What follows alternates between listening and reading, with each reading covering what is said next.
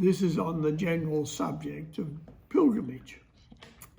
Eric said, the difference between a pilgrimage to the tomb of the God-man and a pilgrimage to the tomb of a perfect master is great. This I have gathered from Meher Baba. A pilgrimage made with the desire of gaining material benefits can be successful at the tomb of the perfect master. But if the aspirant is for spiritual, or the aspiration, you could say. Yeah, the pilgrimage. Yeah, for spiritual benefit, then this can be gained by making a pilgrimage to the tomb of the God-man. There are the tomb shrines of the saints and perfect masters and of the pious people. They are very good, and people can seek material and spiritual benefits from them. But these spiritual benefits are all relayed, so to say, from the powerhouse of the tomb of the God-man. Indeed, the tomb of the God-man serves as a repository of all benefits, spiritual and material. But very rarely does someone make a pilgrimage to the God-man's tomb to ask for some spiritual benefit. Yet, it is the place for asking such a thing. Thousands will go on pilgrimage to the tomb of the God-man, hankering and longing for material benefits and for the redressing of their woes and miseries. Even these things they will get there. Indeed, to make a pilgrimage to the tomb of the God-man is most beneficial. That reminds me of a very good story. You know that the Prophet Muhammad laid down that followers should at least once in their lifetime make a pilgrimage to the Kaaba at Mecca. So there was a man once who with very great difficulty saved enough money to make his pilgrimage as enjoined by the Prophet. He was an ordinary labourer, and he had to toil long hours to earn sufficient money for the journey. At the same time that he set off, there was also a whole tribe travelling on pilgrimage to Mecca. There were men, women and children, and all were led by a very pious man. Now there is a date fixed for the pilgrims to circumambulate the Kaaba. It is an injunction of the law that the pilgrims are to be present on that particular day once in a lifetime. So the tribe is hurrying to reach the Kaaba on that day. They have no time to waste. But while they are travelling, one of the women nears the point of childbirth. It is clear that she must deliver the child, and for that she must cease travelling and stay on the roadside. The leader of the tribe, bound by the tradition, says, "We must leave this woman and hasten to reach the Kaaba by the date. God will take care of the woman because we are all heading towards him. It is his duty." Now what happens to this woman left with a newborn babe alone on the roadside? God does take care of her. Through whom? Through the man who had, with the greatest difficulty, earned enough for the pilgrimage. He made he finds the woman distressed and alone, and he says with her and helps her. He stayed with her. Yeah, that's okay. He stays with her and helps her, but in doing so, he misses the central point of the pilgrimage, the circumambulation on the set date. In due course, the tribe returns, headed by the pious man. and camps again where the woman and the man has stayed. The woman is so relieved. The husband is now with the woman and her relations and so on. And so he says goodbye and leaves them to complete his journey to the Kaaba, even though he thinks the spiritual value has been lost. He leaves and the tribe settles down for the night. During the night, the pious man has a dream. And in that dream, he hears a voice saying, of all the thousands of people who have gone on the pilgrimage this time, only the pilgrimage of one is accepted by the Lord. The pious man says, my Lord, whose pilgrimage have you accepted? Who is the blessed one whose pilgrimage you have accepted? And the Lord says, the one who looked after the mother and child. What matters is that you long for the place of pilgrimage. Whether you're there physically or not, the important thing is to long to be there, to be in his presence, to keep him company. There's another similar story from Islamic tradition.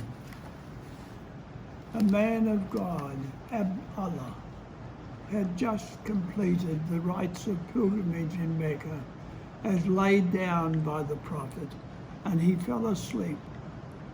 In a dream, he witnessed two angels conversing. How many pilgrims have come this year? One asked. 600,000, the other replied. How many have had their pilgrimage accepted? Not one. Hearing this, Abdullah cried out, what? These people who have come long distances from many places, across deserts under great hardship and pain, and yet all their labour is in vain? And an angel replied, there is a cobbler in Damascus who did not come on pilgrimage, but his pilgrimage is accepted and all his sins forgiven. His name is Ali. When the man of God heard this, he awoke and resolved to go to Damascus and visit that person. He went, and being directed to a certain house, asked the man who appeared if he was a cobbler named Ali ben Mohakak. When he answered yes, Allah told him of his dream. Perceiving that he was a man of God, the cobbler fainted after hearing of the dream, and then recovering, he willingly told his story. For 30 years now I have longed to make the pilgrimage. Gradually I had saved 350 dirhams from my cobbling, and this year I had resolved to go to Mecca. My wife became pregnant, and one day in that condition she smelled a certain odour of cooked food next door, and she begged me to seek some of that food. I went and knocked on the neighbour's door and explained the desire of my pregnant wife. Hearing this, the neighbour burst into tears. My children have eaten nothing at all for 3 days, she said. Today I saw a donkey lying dead on the road, and I hacked off a piece and cooked it. It would not be lawful for you. My heart burned when I heard her tale, and I took out the 350 dirhams and gave them to her. Spend these on your children, I said. This is my pilgrimage. The angel spoke truly in my dream, declared the man of God, and the heavenly King was true in his judgment.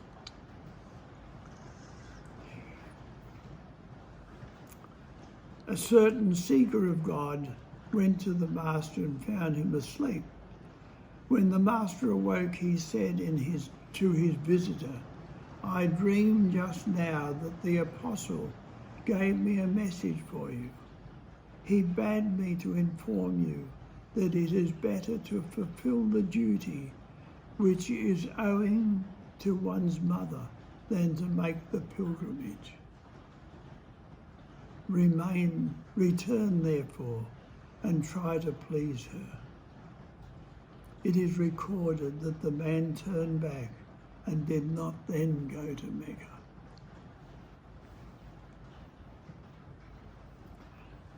A little aside of Psalm 127 says, except the Lord build the house, they labour in vain that build it.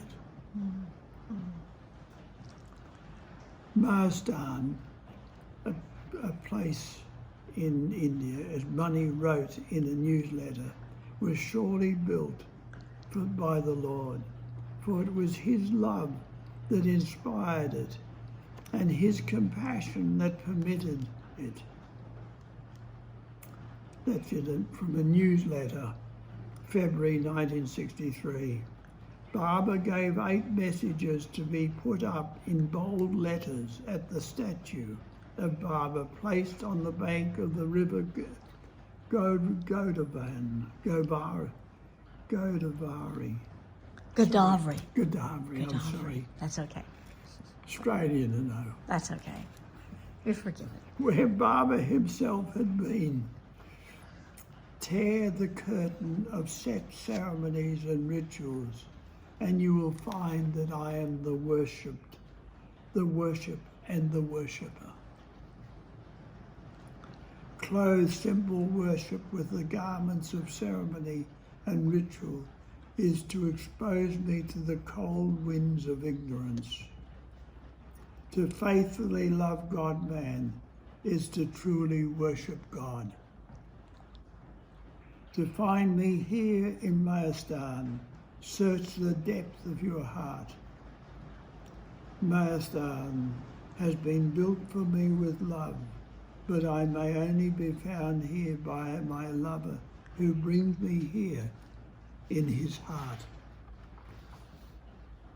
As the heart is, so is the house. As the eye is, so is the image within the house. The heart of man has always been the ancient temple for the worship of the Ancient One. Nothing can house the Ancient One that does not house love. Another story, a pilgrimage completed. The Sufi master Bayezid was speeding towards Mecca to perform the lesser and the greater pilgrimages. As he travelled through the cities, he sought always the mighty men of God. In one, he was directed towards an old man, and he saw in him the dignity and the address of true men of God. Though blind of eye, his heart was radiant as the sun. Beautiful. Where are you travelling here in a strange country? Asked the old man. At dawn I start for the Kaaba, replied Bayezid. Well, and what provisions for the road do you have with you? 200 silver dirhams tied tightly in the corner of my cloak. Go round me 7 times, said the old man. Count that as better than the circuit of the pilgrimage. Know that you have made the greater pilgrimage and that your desire has been attained. I swear by the truth of the God whom your soul has seen, that God has preferred me above his holy house. In seeing me, you have seen God. You've circled about the Kaaba of truthfulness. To serve me is to obey and give praise to God. Let you not think that God is apart from me. Open well your eyes and look upon me, that you may see the light of God in human flesh.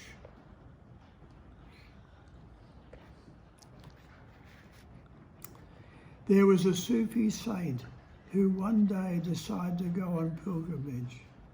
He provided himself with only two things, a rope and a bucket, and set off. His long journey took him through mountains and deserts. As he travelled over one stretch of country, he became thirsty, and searching in vain for water, became increasingly desperate. Finally, in the midst of that wilderness, he saw in the distance a herd of deer drinking from a well. Overjoyed, the man ran forward. As he did so, the deer fled, and when he reached the well, to his amazement and consternation, the water level dropped. He had endured much in his love for God, great austerities and hardships, and at the sight of the water subsiding, he was overcome with the pain of rejection and cried out to God, "Why do you do this to me?"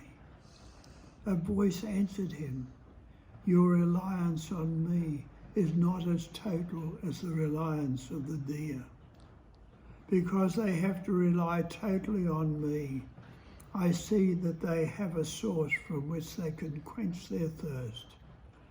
But you provided yourself with a bucket and rope, so use them to gain water." So the saint threw in the bucket, only to find that the rope was too short for the bucket to reach the water. Again he cried out to the Lord, "I cannot reach the water as the rope is too short." Then he suddenly realized his mistake and threw the bucket and rope completely into the well.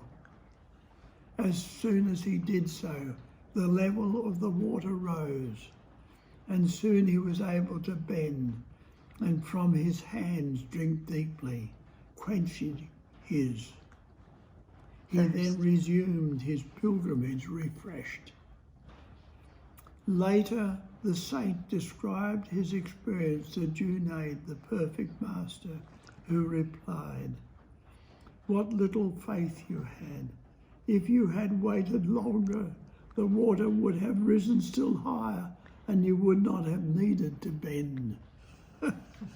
That is faith, total reliance, a total childlike dependence on the Lord.